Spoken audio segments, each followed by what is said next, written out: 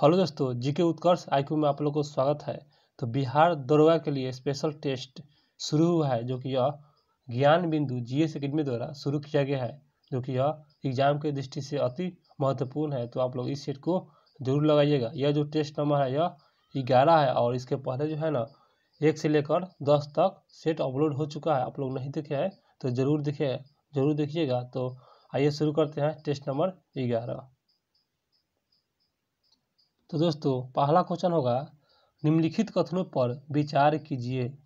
तो सभी कथनों को देखते हैं बारी बारी से।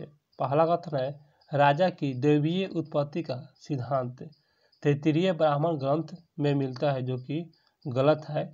तैत्तिरीय ब्राह्मण ग्रंथ में नहीं मिलता है, तो पहला जो है कथन गलत हो जाएगा। दूसरा कथन पर देखते हैं, तो सर्वप्रथम शतपथ ब्राह्मण में पुनः जन्म सिद्धांत का उल्लेख मिलता है, जो कि सही है। दूसरा जो है कथन यह सही है। और तीसरा कथन पर आते हैं, तो तीसरा कथन है, अरण्य में वैदिक कर्मकांडों की निंदा की गई है, जो कि सही है। वैदिक कर्मकांड की निंदा की गई है किसमें? तो अरण्य में की गई है। तो इस प्रकार 2 और 3 इसका सही आंसर हो जाएगा। तो इसका आंसर सी हो जाएगा, केवल 2 और 3। आते हैं दोस्तों अगले क्वेश्चन पे। तो अगला क्वेश्चन होगा, दोस्तों मेरे वीडियो को आप लोग एक बार लाइक कर दीजिए। आशा करते हैं कि लाइक कर दिए होंगे। तो क्वेश्चन पर आते हैं। तो क्वेश्चन होगा, मौर्य काल में महामात्य सर्प किस विभाग से संबंधित है? तो इसका सही आंसर हो जाएगा ऑप्शन बी। यह जो है गुप्तचर विभाग गुप्तचर व्यवस्था से संबंधित है, जो कि यह महामात्य सर्प जो कि यह गुप्तचर व्यवस्था से संबंधित है। इसका आंसर बी हो जाएगा। आते हैं अगले क्वेश्चन पे। तो अगला क्वेश्चन होगा, भारत में कुषाण शक्ति का वास्तविक संस्थापक माना जाता है। तो इसका सही आंसर हो जाएगा ऑप्शन डी, भीम कोटफिशियस। भीम कोटफिशियस को जो कि यह कुषाण जो है ना, कुषाण में भारत में कुषाण शक्ति का वास्तविक संस्थापक माना जाता है, भीम कोटफिशियस को माना जाता है। अगला क्वेश्चन होगा, चंद्रयान 2 द्वितीय दोस्तों चंद्रगुप्त द्वितीय की द्वितीय जो है ना राजधानी कौन थी? तो इसका सही आंसर होगा ऑप्शन ए, यह उज्जैनी। चंद्रगुप्त द्वितीय की जो राजधानी था यह उज्जैनी थी। आते हैं अगले क्वेश्चन पे। तो अगला क्वेश्चन होगा, कल्हण हर्ष का आश्रित कवि था। यह सही है। तो निम्नलिखित में से हर्ष का संबंध बताना है, किस वंश से है हर्ष का? तो इस प्रकार इसका सही आंसर होगा ऑप्शन बी, यह लोहार वंश से संबंधित है हर्ष। आशा करते हैं दोस्तों मेरे वीडियो को लाइक कर दिए होंगे और मेरे चैनल को सब्सक्राइब भी कर दिए होंगे। तो क्वेश्चन होगा, सल्तनत काल में एकता प्रथा की शुरुआत दूसरी बार किस सुल्तान द्वारा किया गया? दूसरी बार। तो इसका सही आंसर है ऑप्शन सी, यह फिरोज शाह तुगलक के द्वारा किया गया था, जो कि दूसरी बार किया गया था। एकता प्रथा की शुरुआत फिरोज शाह तुगलक द्वितीय बार। अगला क्वेश्चन होगा, भारत में मोहम्मद गौरी के प्रथम हार का सामना कब करना पड़ा? तो इसका सही आंसर हो जाएगा ऑप्शन बी, यह जो है 1778 में जो हार का सामना करना पड़ा था, क्योंकि मोहम्मद गौरी प्रथम हार का सामना 1778 में जो है किया था। अगला क्वेश्चन है, खामनौर का युद्ध कब हुआ था? तो इसका सही आंसर जो ऑप्शन है 1576 में हुआ था। खामनौर का युद्ध 1576 में हुआ था। अगला क्वेश्चन होगा, निम्नलिखित में से कांग्रेस द्वारा किसकी अध्यक्षता में भारत छोड़ो प्रस्ताव पारित किया गया था? तो इसका सही आंसर हो जाएगा ऑप्शन सी, यह जो है अब्दुल कलाम आज़ाद के जो है अध्यक्षता में भारत छोड़ो प्रस्ताव पारित किया गया था। इसका आंसर सी हो जाएगा। अगला क्वेश्चन होगा, निम्नलिखित में से कौन सा गडकरी विद्रोह से नेतृत्व था? तो गडकरी विद्रोह का नेतृत्व करता। तो इसका सही आंसर हो जाएगा ऑप्शन बी हो जाएगा, दाजी कृष्ण पंडित, जो कि यह गडकरी विद्रोह के नेतृत्व करता थे। अगला क्वेश्चन होगा, वार्ता शिक्षा योजना 1937 के प्रारूपकर्ता कौन थे? तो इसका सही आंसर है ऑप्शन है जाकिर हुसैन, क्योंकि जाकिर हुसैन जो थे ना, यह वार्ता शिक्षा योजना 1937 का क्या थे? प्रारूपकर्ता थे जाकिर हुसैन। अगला क्वेश्चन होगा, कुप्र शासन के आधार पर मैसूर, कुर्ग और कछार की रियासतों की विलय ब्रिटिश साम्राज्य में किया गया था। यह सही है। तो ये जो है किया गया था, किसके द्वारा किया गया था? तो इसका सही आंसर है option D, Lord William Bentinck के द्वारा किया गया था। कुप्र शासन के आधार पर किया गया था। मैसूर, कुर्ग और कछार जो कि लॉर्ड विलियम बेंटिंक द्वारा किया गया था। अगला क्वेश्चन होगा 1857 द ग्रेट रिवोल्ट नामक पुस्तक के लेखक बताना है। तो इसका सही आंसर है option B, Ashok Mehta. 1857 the great revolt नामक पुस्तक अशोक मेहता द्वारा यह लिखा गया था। अगला क्वेश्चन है काकोरी कांड में अभियुक्तों के बचाव हेतु समिति के अध्यक्ष बनाए गए थे। तो इसका सही आंसर है ऑप्शन डी, गोविंद बल्लभ पंत को बनाया गया था, जो कि काकोरी कांड में अभियुक्तों के बचाव के लिए बनाया गया था। समिति था, समिति का अध्यक्ष या गोविंद बल्लभ पंत को बनाया गया था दोस्तों। अगला क्वेश्चन होगा निम्नलिखित में से असत्य को विकल्प को चुनना है, मतलब गलत विकल्प को चुनना है। इसका आंसर एक हो जाएगा जो कि विकल्प गलत है। तो गलत विकल्प को नहीं देखते, सही को देख लेते हैं। ट्रिब्यून जो है दयाल सिंह मजीठिया, और सी में है हिंदू जी एस अय्यर एवं वी राघवाचारी, और डी में है समाचार दर्पण जो कि विलियम कौरी द्वारा यह किया गया था।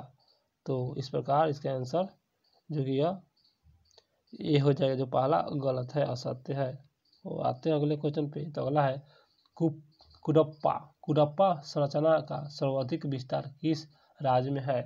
तो इस प्रकार इसका सही आंसर हो जाएगा ऑप्शन बी हो जाएगा, यह आंध्र प्रदेश में है। कुडप्पा संरचना जो है ना, यह सर्वाधिक विस्तार आंध्र प्रदेश में है। अगला क्वेश्चन होगा मोलेसिस बेसिस अवस्थित है। मोलेसिस जो है बेसिस अवस्थित है। तो इसका सही आंसर हो जाएगा ऑप्शन सी, मिजोरम में अवस्थित है। मोलेसिस बेसिस जो अवस्थित है यह मिजोरम में अवस्थित है। अगला क्वेश्चन होगा खदुगला दर्रा अवस्थित है। तो इसका सही आंसर जो ऑप्शन एक, लद्दाख में अवस्थित है। यह खदुगला दर्रा जो स्थित है यह लद्दाख में अवस्थित है। आते हैं दोस्तों अगले क्वेश्चन पे। तो अगला क्वेश्चन है निम्नलिखित में से कौन सा विकल्प असत्य है, मतलब गलत विकल्प को चुनना है। तो इस प्रकार इसका जो आंसर सी हो जाएगा, जो कि गलत है। और गलत को नहीं देखते, सही को देख लेते हैं। तो नारायण सरोवर जो कि गुजरात में है, और पाला जो कि मिजोरम में है, और उमियम झील जो कि मेघालय में है। और गलत को चुना था, इसका आंसर सी हो जाएगा। अगला क्वेश्चन होगा कोपेन के जलवायु वर्गीकरण का आधार क्या है? तो इसका जो सही आंसर है ऑप्शन डी, वर्षा और तापमान, जो कि कोपेन के जलवायु का वर्गीकरण का आधार वर्षा और तापमान है। आते हैं दोस्तों अगले क्वेश्चन पे। तो अगला क्वेश्चन है निम्नलिखित में से किस वृक्ष को पारिस्थितिकी का आतंकवादी कहा जाता है? तो इस प्रकार इसका सही आंसर हो जाएगा ऑप्शन बी, यह यूकेलिप्स को कहते हैं, जो कि यह पारिस्थितिकी का आतंकवादी कहा जाता है। यूकेलिप्स को कहा जाता है। अगला क्वेश्चन होगा भारत में सर्वाधिक सिंचाई की जाती है।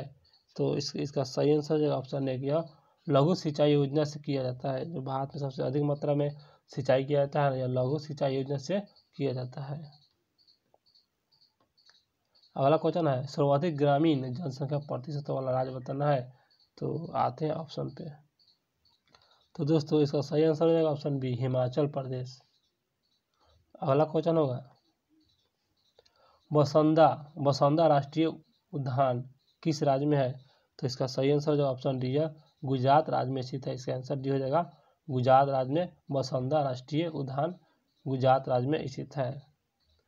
अगला क्वेश्चन होगा लाखर जनजाति किस राज्य में निवास करते हैं? लाखर जनजाति। तो इसका जो सही आंसर है ऑप्शन सी, यह मिजोरम में स्थित है लाखर जनजाति। अगला क्वेश्चन होगा गणगौर लोकनृत्य का संबंध किस राज्य से है? तो इसका जो सही आंसर हो जाएगा दोस्तों ऑप्शन एक हो जाएगा, यह राजस्थान में स्थित है। यह गणगौर जो है एक लोकनृत्य है, जो कि राजस्थान में जो है राज्य में स्थित है। और आगे देखते हैं सुरमा घाटी तेल क्षेत्र अवस्थित है। बहुत अच्छा क्वेश्चन है सुरमा घाटी। तो इसका आंसर डी हो जाएगा, असम में स्थित है सुरमा घाटी, यह जो तेल क्षेत्र है। अगला क्वेश्चन है चुटक परियोजना किस नदी पर है? चुटक। तो इसका सही आंसर जो ऑप्शन बी है, सुरू नदी पर स्थित है। चुटक परियोजना सुरू नदी पर अवस्थित है। अगला क्वेश्चन होगा पर्वत निर्माण के विभिन्न सिद्धांत के संदर्भ में निम्नलिखित में से कौन सा विकल्प असत्य है, गलत है, जो कि पर्वत निर्माण के विभिन्न सिद्धांतों के अनुसार। तो इस प्रकार इसका जो सही आंसर ऑप्शन सी हो जाएगा दोस्तों, यह जो गलत है। और गलत को नहीं देख सही को देख लेते हैं। संवहन तरंग जो कि होम्स भूगोल वेदा है, होम्स ने यह सिद्धांत दिया था। और महाद्वीपीय फिसल जो कि डेली द्वारा दिया गया था, महाद्वीपीय फिसलन का जो सिद्धांत दिया था यह डेली ने दिया था। और डी में है तापीय संकुचन जो कि यह जेफ्री द्वारा दिया गया था, तापीय संकुचन जेफ्री, और महाद्वीपीय फिसलन डेली, और संवहन तरंग होम्स द्वारा दिया गया था। गलत को चुना तो इसका आंसर सी हो जाएगा, जो कि गलत है। अगला क्वेश्चन है मोजाम्बिक जलधारा किस महासागर में स्थित है। तो इसका जो सही आंसर हो जाएगा ऑप्शन एक हो जाएगा, हिंद महासागर में स्थित है। मोजाम्बिक जलधारा जो है ना हिंद महासागर में अवस्थित है। आते हैं दोस्तों क्वेश्चन पे। तो अगला क्वेश्चन होगा संपूर्ण भारत के लिए एक पृथक विधान परिषद की स्थापना निम्नलिखित में से किस अधिनियम के द्वारा किया गया था। तो इसका जो सही आंसर है ऑप्शन बी दोस्तों, यह जो है चार्टर एक्ट 1853 के द्वारा किया गया था, जो कि यह संपूर्ण भारत के लिए एक पृथक विधान परिषद की स्थापना, जो कि यह अधिनियम था चार्टर एक्ट 1853 के तहत जो किया गया था। अगला क्वेश्चन होगा दोस्तों, यह विधि द्वारा स्थापित प्रक्रिया भारतीय संविधान में ग्रहण किया गया। तो इसका जो सही आंसर है दोस्तों ऑप्शन सी हो जाएगा, यह जो है जापान द्वारा किया गया था। विधि द्वारा स्थापित प्रक्रिया भारतीय संविधान में ग्रहण किया गया था, जापान द्वारा ग्रहण किया गया था। अगला क्वेश्चन होगा दोस्तों, अगला क्वेश्चन है निम्न राज्यों के निर्माण में हंसी आरोही क्रम है। तो निम्न राज्यों के निर्माण में तो इसे देखते हैं आरोही क्रम में इसे सजाते हैं। तो इस प्रकार से सही आंसर जो ऑप्शन एक नागालैंड, मेघालय, सिक्किम, अरुणाचल प्रदेश। अगला क्वेश्चन होगा दोस्तों, निम्न में से अपने किस वाद में सुप्रीम कोर्ट ने कहा कि भारत में केवल प्राकृतिक व्यक्ति को ही नागरिक दी जाएगी, विधिक व्यक्ति को नहीं। तो इसका सही आंसर जो ऑप्शन डी हो जाएगा, यह जो है state trading corporation of India limited बनाम जो है ना बनाम कॉमर्शियल टैक्स ऑफिसर वाद 1973 के द्वारा यह कहा गया था। अगला क्वेश्चन होगा दोस्तों, परमादेश रीट किसके खिलाफ जारी नहीं हो सकती है। तो इसका सही आंसर हो जाएगा ऑप्शन डी हो जाएगा, इनमें से सभी। जो परमादेश रीट जो है किसके खिलाफ जारी नहीं हो सकता है, तो निजी व्यक्ति द्वारा जो है जारी नहीं किया जा सकता है, और राज्यपाल द्वारा जारी नहीं किया जा सकता है। निजी व्यक्ति, राज्यपाल और राष्ट्रपति द्वारा जो है यह राष्ट्रपति के खिलाफ जारी नहीं किया जा सकता। राज्यपाल, निजी व्यक्ति और राष्ट्रपति, परमादेश जो है ना यह जारी इसके इन लोगों के खिलाफ नहीं किया जा सकता है। अगला क्वेश्चन है भारत के संविधान में जमींदारी उन्मूलन का उल्लेख कहाँ है। तो इसका जो सही आंसर हो जाएगा, आते हैं ऑप्शन पे और देखते हैं। तो दोस्तों इसका जो सही आंसर हो जाएगा ना ऑप्शन बी हो जाएगा, जो कि राज्य के नीति निर्देशक तत्वों में यह उल्लेख किया गया है। अगला क्वेश्चन होगा उपराष्ट्रपति के चुनाव में प्रस्तावक और अनुमोदन होते हैं। तो इसका सही आंसर है ऑप्शन सी 20-20 दोस्तों। प्रस्तावक जो है ना 20 होना चाहिए और अनुमोदन भी 20 होना चाहिए, जो कि उपराष्ट्रपति के चुनाव में 20-20 होता है, बराबर ही होता है। आते हैं दोस्तों अगले क्वेश्चन पे। तो अगला क्वेश्चन है नियंत्रण एवं महालेखा परिषद की रिपोर्ट संसद के समक्ष रखता है। तो इसका जो सही आंसर है दोस्तों ऑप्शन डी, सॉरी दोस्तों यह राष्ट्रपति द्वारा रखा जाता है। नियंत्रण और महालेखा परिषद की रिपोर्ट जो होता है ना संसद के समक्ष रखा जाता है। तो यह संसद समक्ष जो है ना यह रखा जाता है, राष्ट्रपति के समक्ष रखा जाता है। अगला क्वेश्चन है संसद को स्थगित करने का अधिकार बताना है। तो संसद को स्थगित कौन कर सकता है। तो इसका सही आंसर हो जाएगा ऑप्शन दोस्तों सी हो जाएगा, यह पीठासीन अधिकारी के पास होता है। संसद को स्थगित करने का अधिकार जो होता है ना पीठासीन अधिकारी के पास होता है। अगला क्वेश्चन है दोस्तों अनुच्छेद 287 राज्य विधानमंडल के शक्ति प्रदान करता है, क्योंकि 287 राज्य विधानमंडल को शक्ति प्रदान करता है। तो इसका जो सही आंसर हो जाएगा ऑप्शन एक हो जाएगा, यह विद्युत की बिक्री और उपभोक्ता पर कर लगाने की जो है यह अनुच्छेद इसमें वर्णित है, जो कि विद्युत की बिक्री और उपभोक्ता पर कर लगाने की जो है ये सब के बारे में अनुच्छेद 287 में वर्णित किया गया है। अगला क्वेश्चन होगा, निम्नलिखित में से कौन सा भाषा संविधान की 8वीं अनुसूची में नहीं है? तो कौन सा भाषा जो है ना संविधान की 8वीं अनुसूची में नहीं है? तो इसका आंसर सी हो जाएगा राजस्थानी। राजस्थानी दोस्तों यह संविधान की 8वीं अनुसूची में नहीं है। 8वीं अनुसूची में गुजराती है, कश्मीरी है और डोगरी है।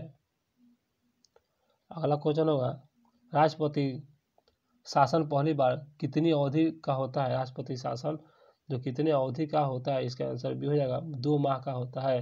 राष्ट्रपति शासन 2 माह का होता है।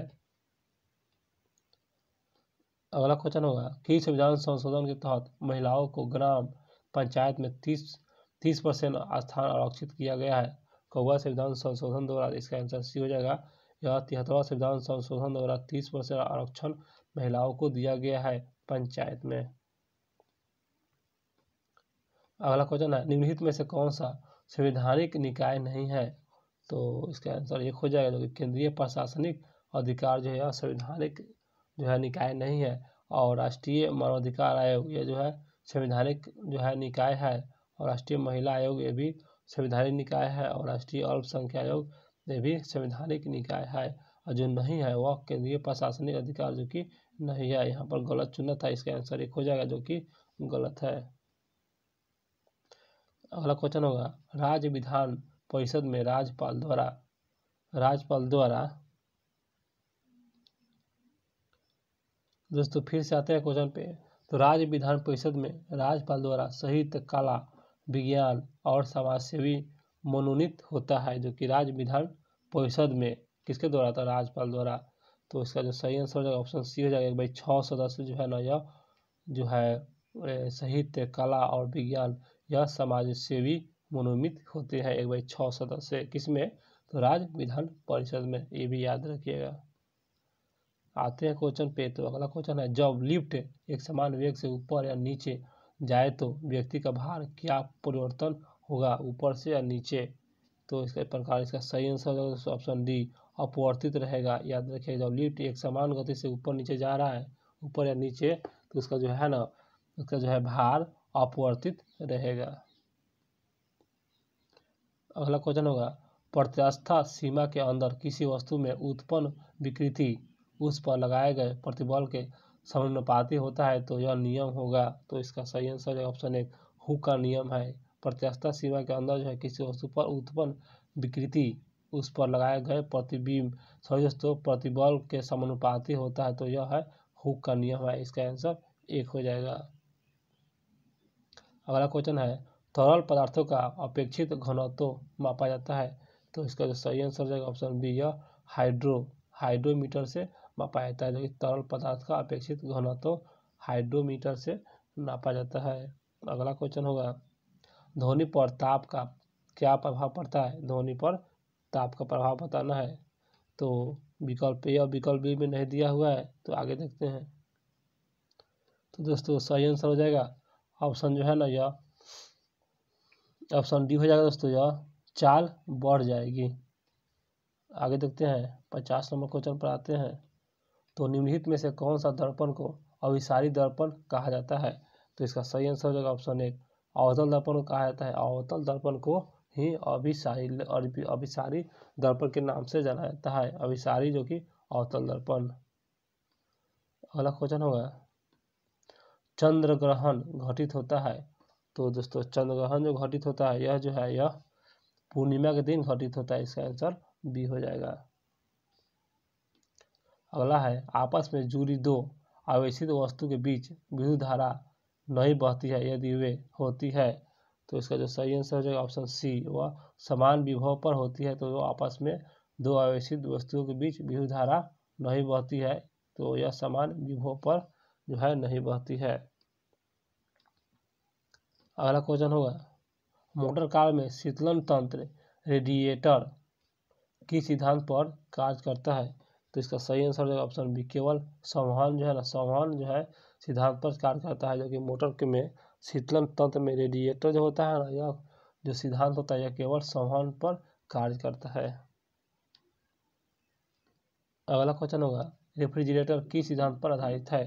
तो इसका जो सही आंसर जो ऑप्शन 1 हो जाएगा दोस्तों यह ऊष्मा गतिकी के जो है ना सिद्धांत पर आधारित है यह रेफ्रिजरेटर ऊष्मा गतिकी। अगला क्वेश्चन होगा पाई में सोन पर आवेश होती है, तो इसका सही आंसर ऑप्शन सी, यह जो है ना धनात्मक और ऋणात्मक दोनों होता है। पाई में सोन पर आवेश जो होता है ना धनात्मक भी होता है और ऋणात्मक होता है, दोनों होता है। अगला क्वेश्चन है नाभिक में प्रोटॉन न्यूट्रॉनों के योग को क्या कहा जाता है। नाभिक में प्रोटॉन और न्यूट्रॉनों को योग को, तो इसका जो सही आंसर हो जाएगा ऑप्शन बी, यह जो है न्यूक्लियन के नाम से जाना जाता है, जो कि दोनों को सम्मिलित रूप से न्यूक्लियन के नाम से जाना जाता है। अगला क्वेश्चन होगा रेडियो सक्रिय तत्वों के किस कण के उत्सर्जन से संभारिक जो है बनते हैं। रेडियो सक्रिय तत्व किस कण के उत्सर्जन से संभारिक बनते हैं, तो इसका जो सही आंसर जो ऑप्शन बी हो जाएगा बीटा जो है ना बीटा उत्सर्जन जो है ना किस कण से, बीटा जो कण है उत्सर्जन से है संभारिक बनते हैं, जो कि रेडियो सक्रिय तत्वों के सीधे। अगला क्वेश्चन होगा निम्नलिखित में से कौन सा पदार्थ ऑक्सीकरण एवं अवकरण दोनों तरह के व्यवहार करते हैं, तो इसका सही आंसर ऑप्शन डी, यह HNO3 मतलब नाइट्रस अम्ल जो है ना यह जो है ऑक्सीकरण और अवकरण दोनों तरह के व्यवहार करते हैं, जो कि HNO2 नाइट्रस अम्ल है। अगला क्वेश्चन है क्षार में मिथाइल ऑरेंज के किस रंग में परिवर्तन करता है, तो इसका सही आंसर हो जाएगा दोस्तों ऑप्शन बी हो जाएगा, जो कि पीला जो है ना यह क्षार में मिथाइल ऑरेंज जो है किस रंग में परिवर्तित करता है, तो पीला रंग में परिवर्तित करता है। अगला क्वेश्चन होगा नाइटर किस धातु का अयस्क है, तो इसका जो सही आंसर हो जाएगा ऑप्शन सी, जो कि यह पोटेशियम धातु का अयस्क है। नाइटर जो है ना किस धातु का अयस्क है, तो पोटेशियम धातु का अयस्क है। अगला क्वेश्चन है हीरा की संरचना होती है, तो इसका जो सही आंसर है ऑप्शन बी, यह जो है सम चतुष्फलकीय होता है। हीरा का जो संरचना होता है सम चतुष्फलकीय होता है। अगला क्वेश्चन होगा निम्नलिखित में से कौन सा सल्फर प्राप्ति की विधि है, तो इसका जो सही आंसर हो जाएगा ऑप्शन डी हो जाएगा दोस्तों, यह जो फ्रॉस विधि, जो कि सल्फर प्राप्ति की विधि को कहते हैं फ्रॉस विधि कहते हैं, इसका आंसर डी हो जाएगा। आते हैं अगले क्वेश्चन पे, तो अगला क्वेश्चन होगा जीवन शक्ति के सिद्धांत पर प्रतिपादन कौन थे। जीवन शक्ति के सिद्धांत के प्रतिपादक, तो इसका जो सही आंसर है ऑप्शन सी, बर्जीलियस है। यह जीवन शक्ति के सिद्धांत का प्रतिपादक बर्जीलियस को माना जाता है। अगला क्वेश्चन होगा निम्नलिखित में से असत्य विकल्प को कौन सा है, जो कि असत्य विकल्प कौन सा है मतलब गलत को चुना है। यहाँ पर लिखा हुआ है कार्बनिक यौगिक, यहाँ पर लिखा है क्रियाशील समूह, तो जो इसका असत्य है ना इसका आंसर सी हो जाएगा, जो कि असत्य है। सही को देख लेते हैं ईथर, जो कि इससे हम क्रियाशील समूह है यह ओ है, और कीटोन जो कि यह, और इस तरह असत्य को चुना था, इसका आंसर सी हो जाएगा। आते हैं अगले क्वेश्चन पे, तो अगला क्वेश्चन है निम्नलिखित में से कौन सा एंटीसेप्टिक नहीं है, तो इसका सही आंसर है ऑप्शन बी, ये जो है एस्पिरिन जो है ना यह एंटीसेप्टिक नहीं है। तो जो है एंटीसेप्टिक वो देखते हैं आयोडीन है, फिनॉल है और फॉर्मेल्डिहाइड्स है, ये तीनों जो है एंटीसेप्टिक के उदाहरण है, और जो नहीं है यह एस्पिरिन जो कि नहीं है, गलत है। अगला क्वेश्चन होगा निम्नलिखित में से कौन सा विकल्प असत्य है मतलब गलत को चुनना है, तो इस प्रकार से जो सही आंसर है ऑप्शन सी, जो कि गलत है। सही को देख लेते हैं गाय, जो कि बोस इंडिकस जो वैज्ञानिक नाम है गाय का है, और यहाँ पर मक्खी जो कि मुस्का डोमेस्टिका, और उसके बाद मेढक है राना टिग्रीना, तो इस प्रकार यहाँ पर असत्य चुना था, तो इसका आंसर सी हो जाएगा, जो कि यह असत्य है। दोस्तों अभी तक मेरे चैनल को सब्सक्राइब नहीं किया है तो कर लीजिएगा, जो है तो आप लोग बाद में भूल जाते हैं। तो क्वेश्चन पर आते हैं सूक्ष्मतम कोशिका माइकोप्लाज्म की यह है, तो इसका सही आंसर हो जाएगा ऑप्शन जो कि एक हो जाएगा, यह जीवाणु है। सूक्ष्मतम कोशिका माइकोप्लाज्मा की है जो कि जीवाणु है। अगला क्वेश्चन होगा निम्नलिखित में से कौन सा मोनेरा जगत के भाग नहीं है। तो इसका जो सही आंसर हो जाएगा ऑप्शन सी कवक। कवक दोस्तों यह मोनेरा जगत का भाग नहीं है। जो है यह जो है साइनोबैक्टीरिया यह भी है मोनेरा जगत के, और आर्कीबैक्टीरिया और जीवाणु ये सब जो है ना मोनेरा जगत के समूह के अंतर्गत आता है। अगला क्वेश्चन है ग्रीन हाउस गैस संकल्पना की थी किसने की थी। तो इस प्रकार इसका सही आंसर हो जाएगा ऑप्शन सी यह जो है जोसेफ फ्लोरियन द्वारा किया गया था ग्रीन हाउस गैस का संकल्पना, जोसेफ फ्लोरियन। अगला क्वेश्चन होगा निम्नलिखित में से किस में खुला नाड़ी समूहित तंत्र होता है। तो इसका जो सही आंसर है ऑप्शन ए यह जो है कॉकरोच में पाया जाता है। खुला नाड़ी समूहित तंत्र जो है ना कॉकरोच में पाया जाता है। अगला क्वेश्चन होगा निम्नलिखित में से कौन सा संयोजक ऊतक नहीं है। तो इसका सही आंसर है ऑप्शन डी यह कंकाल पेशी जो यह है संयोजक ऊतक नहीं है। कंकाल पेशी जो है अस्थि है यह संयोजक ऊतक, रक्त है और उपास्थि है ये सभी जो है ना संयोजक ऊतक है। जो नहीं है कंकाल पेशी नहीं है। अगला क्वेश्चन होगा लौह की कमी के कारण कौन सा रोग होता है। तो इस प्रकार इसका सही आंसर जो ऑप्शन बी यह जो है रक्त तल्पा रोग होता है, मतलब रक्त की कमी से होता है, लौह की कमी से होता है, रक्त तल्पा रोग होता है। अगला क्वेश्चन होगा हमारे शरीर में कुल कितनी मांसपेशियां होती है। तो टोटल मांसपेशियां संख्या बताना है तो इसका आंसर बी हो जाएगा जो कि 639 होता है मांसपेशियों की संख्या हमारे शरीर में। अगला क्वेश्चन है योगतम की उत्तरजीविता का प्रतिपादन किसने किया था। इसका सही आंसर ऑप्शन बी डार्विन द्वारा किया गया था। अगला क्वेश्चन है निम्नलिखित में से कौन सा वास्तविक मछली है। तो वास्तविक मछली बता देना है तो इसका आंसर एक हो जाएगा डॉग फिश ही एक वास्तविक मछली है। अगला क्वेश्चन है निम्नलिखित में से कौन सा विकल्प असत्य है। असत्य विकल्प को चुनना है इसका आंसर सी हो जाएगा जो कि असत्य है। सत्य को देख लेते हैं अध्यक्ष अंतर्राष्ट्रीय भारोत्तोलन महासंघ जो कि मोहम्मद जुलूस, और अध्यक्ष अंतर्राष्ट्रीय हॉकी महासंघ जो कि सैफ अहमद, और यहाँ पर लिखा है महानिर्देशक भारतीय खेल प्राधिकरण जो कि नीलम कपूर। गलत का चुना तो इसका आंसर सी हो जाएगा जो कि यह गलत है। आते हैं क्वेश्चन पे। हाल ही दिनों में पर्यावरण एवं वन मंत्री भूपेंद्र यादव ने वन स्थिति रिपोर्ट 2021 जारी किया। तो यह कौन सा संस्करण है। तो संस्करण बताना है इसका आंसर जो भी हो जाएगा यह 17वीं संस्करण है। अगला क्वेश्चन है डोल उत्सव 2022 आयोजन किस राज्य में किया गया था। डोल उत्सव तो इसका सही आंसर ऑप्शन डी पश्चिम बंगाल में किया गया था डोल उत्सव 2022। आते हैं क्वेश्चन पे। तो क्वेश्चन होगा हाल ही के दिनों में यूएनडीपी की सद्भावना दूत कौन बनी। तो इसका जो सही आंसर हो जाएगा ऑप्शन बी हो जाएगा यह पाधा लक्ष्मी बनी थी। यूएनडीपी की जो सद्भावना का दूत जो है पाधा लक्ष्मी बनी थी। अगला क्वेश्चन होगा 48वां G7 शिखर सम्मेलन की अध्यक्षता की गई थी। तो कौन सा देश द्वारा किया गया था। इसका आंसर डी हो जाएगा यह जर्मनी द्वारा किया गया था। अगला क्वेश्चन होगा हाल ही के दिनों में भारत का पहला यूरो ग्रीन बॉन्ड कौन सी कंपनी द्वारा जारी किया गया। तो इसका सही आंसर हो जाएगा ऑप्शन एक यह पावर फाइनेंस कॉर्पोरेशन लिमिटेड द्वारा जारी किया गया। अगला क्वेश्चन है भारत की पहली तैरती हुई मिसाइल परीक्षण रेंज का नाम बताना है जो कि भारत की पहली तैरती हुई मिसाइल। तो इसका सही आंसर है ऑप्शन सी यह जो है INS अन्वेष है तैरती हुई यह मिसाइल है। अगला क्वेश्चन होगा कुछ करंट है दोस्तों ताकि अच्छा है एग्जाम की दृष्टि से, और करंट भी आता है एग्जाम में इसलिए आप लोग इसको भी देखिए। हाल ही के दिनों में कौन सा देश अपने दूसरे सैन्य उपग्रह नूर 2 का परीक्षण किया।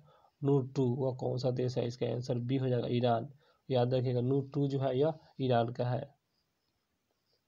अगला क्वेश्चन होगा हाल ही के दिनों में यह जो है घटियाना द्वीप स्वर्ण नामक केकड़े की नई प्रजाति की खोज किस राज्य में की गई है। तो इसका जो सही आंसर ऑप्शन देखो जाएगा, यह कर्नाटक राज्य में किया गया है, जो कि यह घंटियाना द्विवर्ण नामक केकड़े हैं, जो कि कर्नाटक में यह प्रजाति खोज किया गया है। अगला है विश्व साहित्य शिक्षक पुरस्कार 2022 किसे प्रदान किया गया है, तो इसका सही आंसर जो ऑप्शन बी है, जो है डॉक्टर सतीश कुमार राय को प्रदान किया है, डॉक्टर सतीश कुमार राय को प्रदान किया गया है। अगला क्वेश्चन होगा formula 1 race Singapore grand prix 2022 विजेता कौन है, तो इसका सही आंसर जो ऑप्शन बी जो है सुजियो पेरेज है, जो कि यह formula 1 race Singapore grand prix 2022 सुजियो पेरेज। अगला क्वेश्चन होगा गांधी के हत्यारे the making of the Nathuram Godse नामक यह पुस्तक लेखक बताना है, तो इसका जो सही आंसर हो जाएगा ऑप्शन डी हो जाएगा, जो कि धीरेन्द्र झा। यह धीरेन्द्र झा द्वारा जो है पुस्तक लिखा गया था। अगला क्वेश्चन होगा विश्व से बाल श्रम निषेध दिवस जो है किस तिथि को मनाया जाता है, इसका आंसर बी 12 जून को मनाया जाता है, बाल श्रम निषेध दिवस। अगला है हाल ही के दिनों में सुश्री निकहत जरीब को अर्जुन पुरस्कार 2022 सम्मिलित किया गया था, तो इसका संबंध किस खेल से है। कहने का तात्पर्य यह है कि जो कि निकहत यह जो है नीरज यह जो है ना निकहत जरीब का संबंध जो है किस खेल से है, तो इसका सही आंसर हो जाएगा ऑप्शन सी, यह बॉक्सिंग से है, इसका संबंधित बॉक्सिंग से है संबंध। अगला क्वेश्चन होगा वैश्विक शांति सूचकांक 2022 जो प्रथम स्थान आइसलैंड का प्राप्त हुआ, तो इसके बाद भारत का स्थान बता देना है, तो इसका सही आंसर हो जाएगा ऑप्शन जो कि ऑप्शन एक हो जाएगा, जो कि 135वां स्थान है भारत का, जो कि यह वैश्विक शांति सूचकांक 2022 में 135वां स्थान है भारत का। अगला है मेयर्स कप का संबंध किस खेल से है, मेयर्स, तो इसका जो सही आंसर है ऑप्शन सी या मुक्केबाजी से है, मेयर्स कप का संबंध मुक्केबाजी से है। आते हैं क्वेश्चन पे और देखते हैं अगले क्वेश्चन। तो अगला क्वेश्चन है महादेवी वर्मा को उसकी कौन सी रचना के लिए ज्ञानपीठ पुरस्कार मिला है, तो इसका सही आंसर हो जाएगा ऑप्शन पर आते हैं और देखते हैं इसका। तो दोस्तों इसका जो सही आंसर हो जाएगा ऑप्शन बी हो जाएगा, यामा हो जाएगा इसका आंसर। अगला क्वेश्चन पर आते हैं। तो अगला क्वेश्चन होगा पहली बार राज्य अर्थव्यवस्था सिद्धांत के प्रतिपादक थे, तो इसका सही आंसर ऑप्शन एक हो जाएगा, कार्ल मार्क्स है। पहली बार राज्य अर्थव्यवस्था का सिद्धांत का प्रतिपादक कार्ल मार्क्स को यह जाना जाता है। आते हैं क्वेश्चन पे दोस्तों। तो अगला क्वेश्चन होगा निर्धरता उन्मूलन के लिए 20 सूत्री आर्थिक कार्यक्रम शुरुआत किस वर्ष की गई थी, तो इसका सही आंसर हो जाएगा ऑप्शन सी, यह 1982 में किया गया था, जो कि यह 20 सूत्री कार्यक्रम था जो कि शुरुआत किया गया था निर्धरता उन्मूलन के लिए 1982 में किया गया था। और आते हैं दोस्तों अगले क्वेश्चन पे। तो अगला क्वेश्चन होगा यदि प्राथमिक घाटे में ब्याज भुगतान को सम्मिलित कर लिया जाए तो किसके बराबर होगा, तो इसका सही आंसर हो जाएगा ऑप्शन सी, यह जो है राजस्व व्यय के बराबर हो जाएगा। तो अगला क्वेश्चन होगा दोस्तों मैथ। तो ये जो है आप लोग बना लीजिएगा, इसे आप लोग स्केच कर लीजिए, स्क्रीनशॉट कर लीजिए और उसके बाद क्वेश्चन होगा समाप्त। और उसके बाद मेरा वीडियो अच्छा लगा हो तो वीडियो को शेयर जरूर कीजिएगा। आप लोग मेरे वीडियो को शेयर नहीं करते हैं तो शेयर कर दीजिएगा लोग, और मेरे चैनल को सब्सक्राइब भी कर लीजिएगा लोग, और मेरे वीडियो को एक बार लाइक कर दीजिएगा लोग। तो फिर मिलते हैं अगले वीडियो में अगला सेट लेकर, तो तब तक मेरे चैनल को सब्सक्राइब कर लीजिए।